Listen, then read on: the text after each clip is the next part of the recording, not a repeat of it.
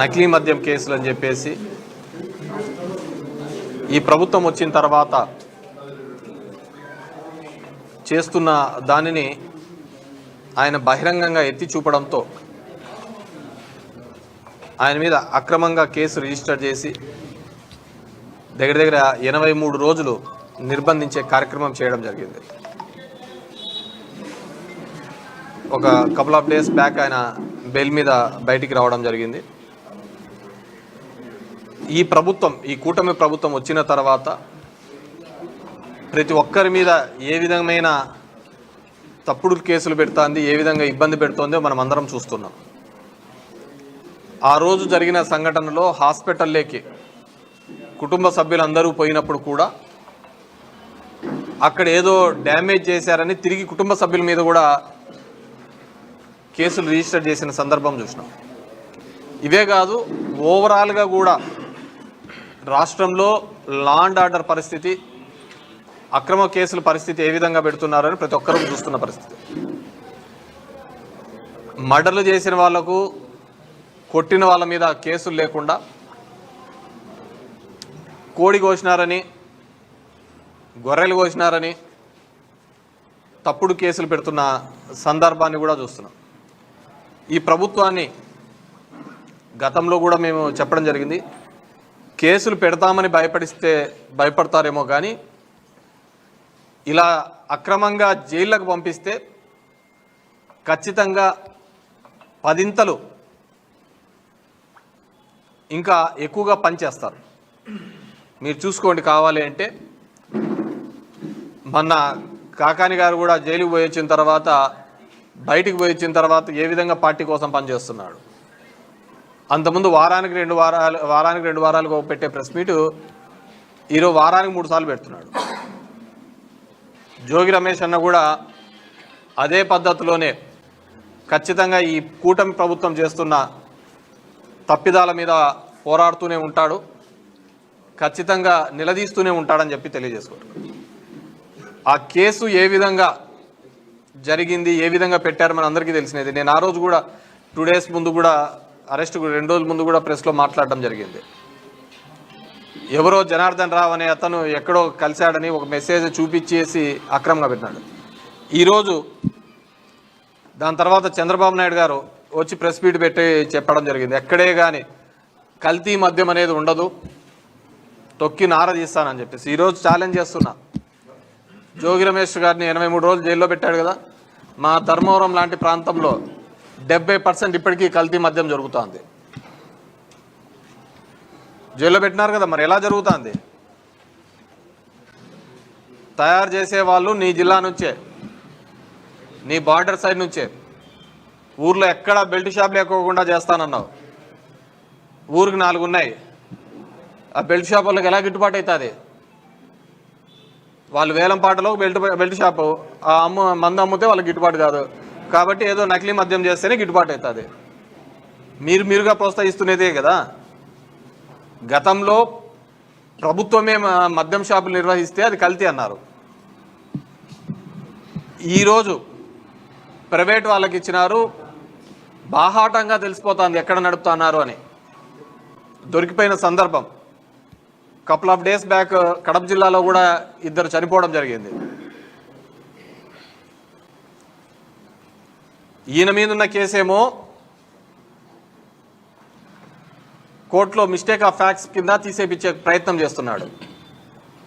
ఎంత విడ్డూరం అంటే ఆ కేసులో ఏ వాసుదేవ్ రెడ్డి అనే అతనైతే కేసు కట్టాడో ఆయన మిస్టేక్ ఆఫ్ ఫ్యాక్ట్స్, అదే వాసుదేవ్ రెడ్డి ఇంకో కేసులో అప్రూవల్ అవుతాడు, ఒకే వ్యక్తి. ఇది సాక్ష్యాలను ప్రభావితం చేసినట్టు కాదా? అవునా? మామూలుగా ఏ సుప్రీంకోర్టు కానీ, హైకోర్టు కానీ, లోయర్ కోర్టు కానీ బెయిల్స్ ఇచ్చేటప్పుడు ఒకటే చెప్తాది, అవతల పీపీ చెప్పే అబ్జెక్షన్ ఒకటే, వీళ్ళు బలవంతులు, ధనవంతులు, హైలీ ఇన్ఫ్లుయెన్షియల్ పర్సన్స్, సాక్ష్యాలు తారుమారు చేస్తారు అని చెప్పేసి. ఈరోజు జరుగుతున్నది ఏంది? చంద్రబాబు నాయుడు కేసులన్నీ ఎందుకు తొలగిస్తున్నారు? మిస్టేక్ ఆఫ్ ఫ్యాక్ట్స్ అని చెప్పేసి. బాహాటంగా లోకేష్, ఉన్నత విద్యాశాఖ మంత్రి లోకేష్ బాహాటంగా కార్యకర్తల మీటింగ్లో ఏం చెప్పారు? నేను మొన్న ఎప్పుడో వైజాగ్ను ఎక్కడో ఎస్పీల మీటింగ్, కలెక్టర్ మీటింగ్లలో పెట్టారు. ఆ మీటింగ్లో మీరే ఆ రోజు మా వాళ్ళ మీద కేసు కట్టారు కాబట్టి ఆ కేసు తీసేసే బాధ్యత కూడా మీ మీదే అని చెప్తున్నాను అని చెప్పేసి బాటంగా వీడియోస్ అన్నీ కూడా వచ్చినాయి. ఇంకా లా అండ్ ఆర్డర్ ఏముంది? లా అండ్ ఆర్డర్ ఎంత వర్స్ట్గా ఉందో దాన్ని బట్టే మీకు అర్థమవుతోంది. సో ఖచ్చితంగా వైఎస్ఆర్ కాంగ్రెస్ పార్టీ ఇలాంటి అక్రమ కేసులకు భయపడదు. ఆ కాలాలు పోయినాయి. మీరు జైల్లో ఎంతమందిని వేస్తారో అంతకు పదింతలుగా మళ్ళీ కూడా మీరు చేసే తప్పిదాలను ప్రశ్నిస్తాం, ఎదిరిస్తాము, మాట్లాడతాం. అది వైఎస్ఆర్ కాంగ్రెస్ పార్టీ. మా కేసులు కొత్తే కాదు. మా పార్టీ పుట్టినప్పటి నుంచి మా దాంట్లో మా అధినాయకుడితో సహా పార్టీ పెట్టాడని జైల్లోకి పోయి 16 నెలలు ఉన్నాడు. భయపడినామా లేకుంటే తోక ముడిచి ప్యాకప్ చేసినామా? చేయలేదు కదా. సో ఇలాంటివన్నీ చాలా చూసాము.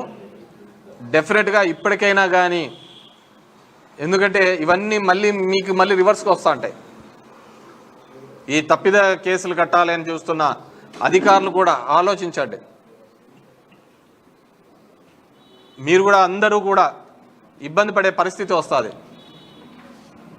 కేవలం సన్నిహితులుగా ఉన్నారు, ఫోటోలు చూపించారని. ఇప్పుడు మొన్న ఎక్కడో 2 రేపులు జరిగినాయి, ఇవి జరిగిన ఫొటోస్ అని లోకేష్తో కూడా దిగిన ఫొటోస్ ఉన్నాయి. అంత మాత్రం లోకేష్ను కూడా ముద్దాయిగా చేడుస్తూ అంటారా కేసులలో? ప్రజా జీవితంలో ఉన్నప్పుడు ఎంతోమంది కలుస్తూ ఉంటారు, వెళ్తూ ఉంటారు, పోతూ ఉంటారు. కలిసిన వాడు ఎక్కడో తప్పు చేశాడని చెప్పేసి వాళ్ళని కూడా ఎవరైతే కలిసినారో వాళ్ళందరినీ కేసులలో పెట్టలేం కదా. సో ఈరోజు రూల్ ఆఫ్ లా అందరికీ ఒకటే, చట్టం అందరికీ ఒకటే. మీరు ఏ విధంగా అయితే కేసులు తీయించుకోవాలనే ప్రయత్నం చేస్తున్నారో అదే తీసే ప్రయత్నం జరగదు. డెఫినెట్గా దాని మీద కూడా అప్పీల్ పోతాం. ఈ విధంగా అక్రమ కేసులు పెట్టిన వారందరూ కూడా ఎవరైతే అధికారులు పైన చెప్పారు అని వాళ్ళ మాటలు విని చేస్తున్నారో మీరు కూడా సఫర్ కావాల్సి వస్తుంది.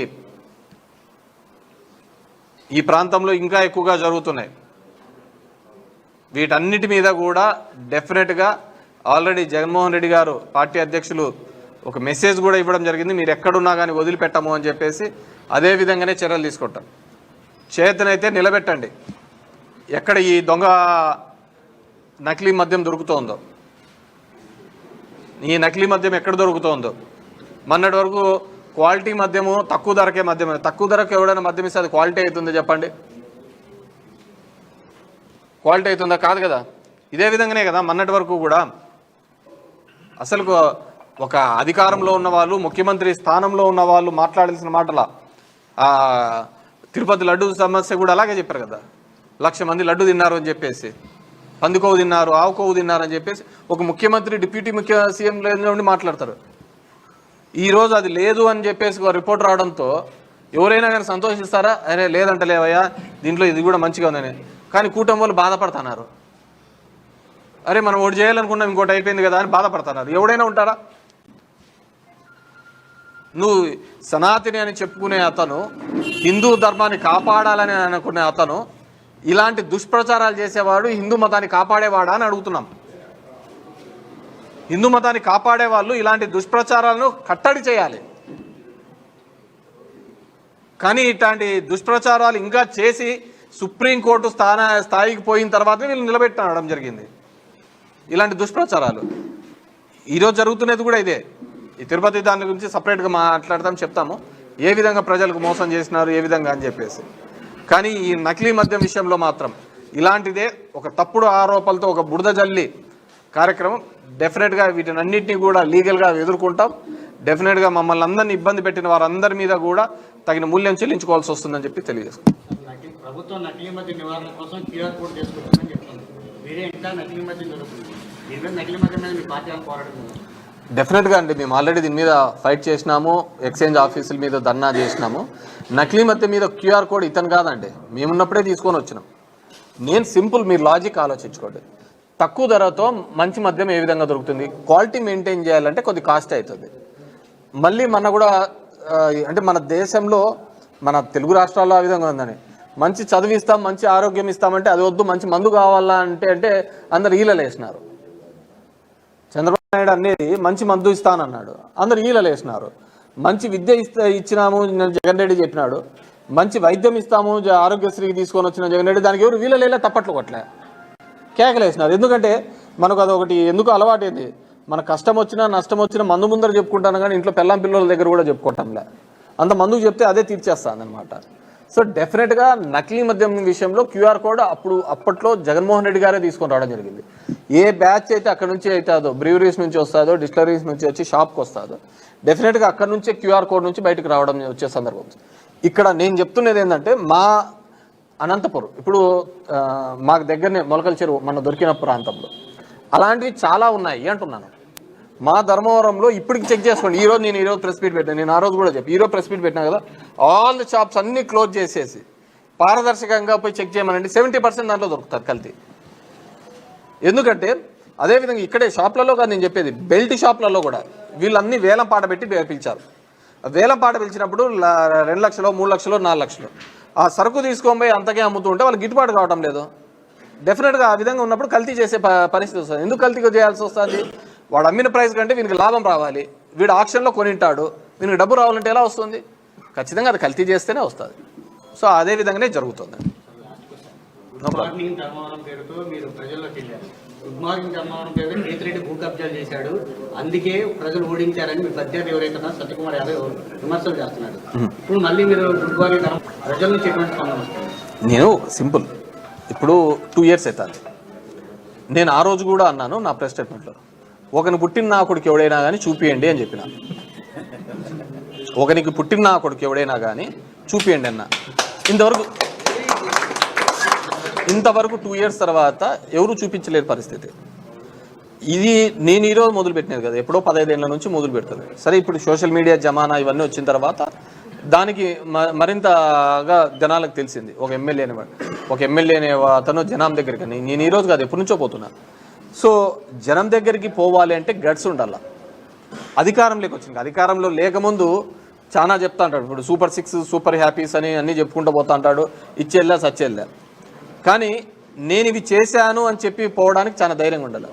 నాతో పాటు చాలామంది ఎమ్మెల్యేలు కూడా గడప గడప కార్యక్రమంలో జగన్మోహన్ రెడ్డి గారు డోర్ టు డోర్ పంపించినారు. సో అందరూ వెళ్ళినారు, నేను ఒక్కనే కాదు. నేను ఈ ప్రోగ్రాంతో సంబంధం లేకుండా ఎప్పుడో 15 ఏళ్ళ నుంచి తిరుగుతున్న సందర్భం. ఇప్పుడు నేను అలాంటివి చేసింటే, నేను తిరిగిన ప్రాంతంలో కావచ్చు, నేను ఉన్న ఎక్కడైనా కానీ ఒక్కటన్నా ఆధారం చూపించాలి కదా. వాళ్ళ చేతిలోనే కదా ప్రభుత్వం ఉంది, ఇంతవరకు ఎందుకు చూపించలేకపోతున్నారు? సో ఇవన్నీ చేతగాని వాళ్ళు. జనం దగ్గరికి పోవాలి అంటే ఆ గట్స్ లేదు. ఇప్పుడు బొమ్మనండి, మేము ఈ హామీలు చేశాము, మీకు అందినాయా లేవా అని చెప్పి సూపర్ 6 మేనిఫెస్టో ఫోన్లు చేసి చెప్పారు కదా. నీ ఇంటికి 10 లక్షలు వస్తుంది, 20 లక్షలు వస్తుంది, 30 లక్షలు వస్తుంది అని అందరికీ ఫోన్లు రోజు చేసి చెప్పేవాళ్ళు కదా. ఈరోజు అదే ఫోన్ కాల్స్లో ఏమేమి రికార్డ్ అయినాయో అన్నీ తీసుకొని పోయి చెప్పమనండి. చెప్పడానికి ధైర్యం లేదు, దమ్ము లేదు. అదే మా పార్టీ ఉంది. మేము ఎవరికి చెప్పిన హామీల ప్రకారం ఏ ఇంటికి ఏం సాయం చేశామో అని చెప్పి ధైర్యంగా పోయినాం. సో పబ్లిక్ దగ్గరికి ఎలక్టెడ్ రిప్రజెంటేటివ్ పోవాలి అంటే యూ షుడ్ హ్యావ్ గట్స్. ఈరోజు చెప్తున్న సత్యబోయి తిరగమని చెప్పండి. ఈరోజు చెప్తున్న తెలుగుదేశమో కూటమో వీళ్ళు ఏదో హడావిడి చెప్పి రామ మెరుపుతీగా అని చెప్పేసి అప్పుడప్పుడు వచ్చి పోవడమే తప్ప ఎప్పుడు పోయి జనం దగ్గరికి కలిసినారు. సో జనం దగ్గరికి వెళ్తే వాళ్ళకి సమస్యలు ఉన్నాయా లేవా అనేది తెలుస్తూ ఉంటుంది, కబ్జాలు చేసినారా లేదా అనేది కూడా తెలుస్తూ ఉంటుంది. వాళ్ళు కూడా తిరగండి, రోడ్డున తిరగమని చెప్పండి. నేను ఎక్కడ చేశానో చూపిమనండి, చేతనైతే దాని మీద యాక్షన్ తీసుకోమనండి.